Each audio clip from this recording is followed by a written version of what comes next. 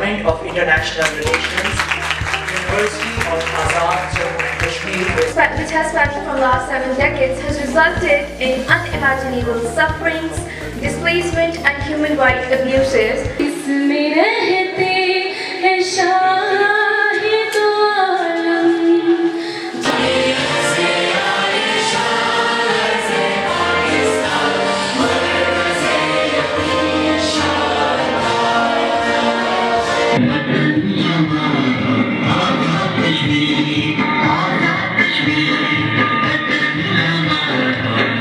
آپ جو اپنا انالیسس ہے وہ پرووائڈ کریں.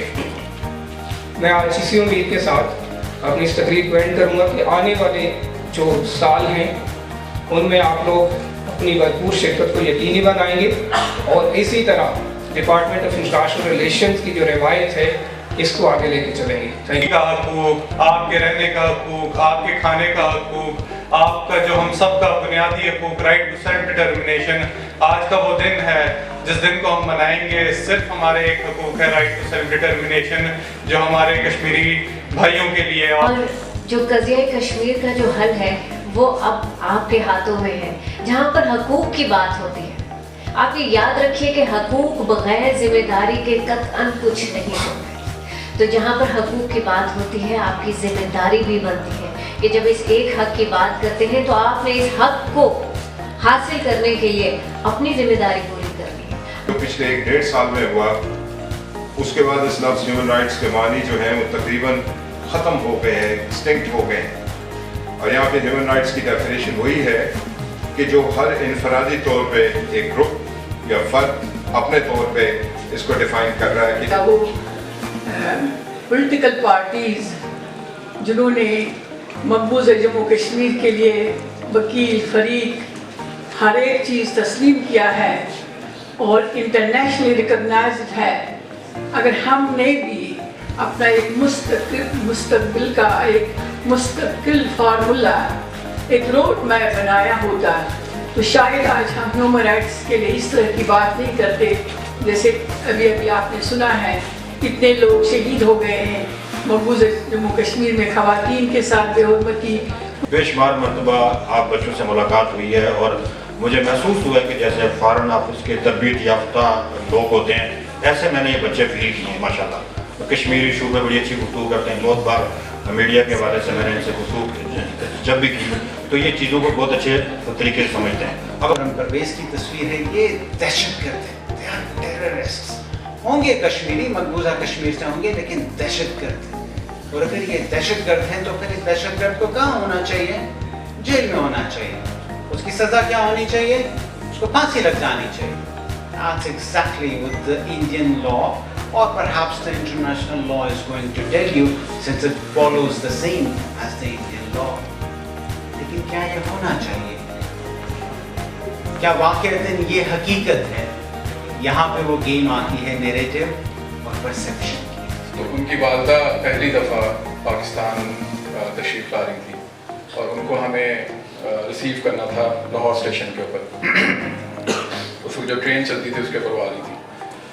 تو جب وہ ٹرین سے باہر آئیں بزرگ خاتون، تو ٹرین سے باہر آتے ہی انہوں نے جو اسٹیشن کا فرش تھا پلیٹ فارم اس کے اوپر انہوں نے سجدہ کیا. تو ہم نے فوراً ان کو اٹھایا کہ یہ تھوڑی سی گندی جگہ، آپ اس کے اوپر کیوں اس طرح اپنے آپ کو سجدے میں لے کے جاتے ہیں. تو ان کا جو جواب تھا وہ آج تک ایکو کرتا ہے میرے سماعتوں کے اندر کہ جو پاکستان ہے وہ آپ لوگوں کے لیے تو آپ تو اس کے لیے آپ کے لیے شاید ایک زیادہ بڑی بات نہ ہو لیکن ہمارے لیے مسجد کی حیثیت رکھتا ہے. So when I'm coming to Pakistan تو میرے لیے یہ اتنا ہی اہم ہے جتنا میں کسی مسجد کے اندر جا کے اللہ کے سامنے سجدہ ریز ہوتی ہوں. ہندوستان اور پاکستان کے درمیان کیا فرق ہے when we talk about the issue of Jammu and Kashmir? Are both these countries on the same footing?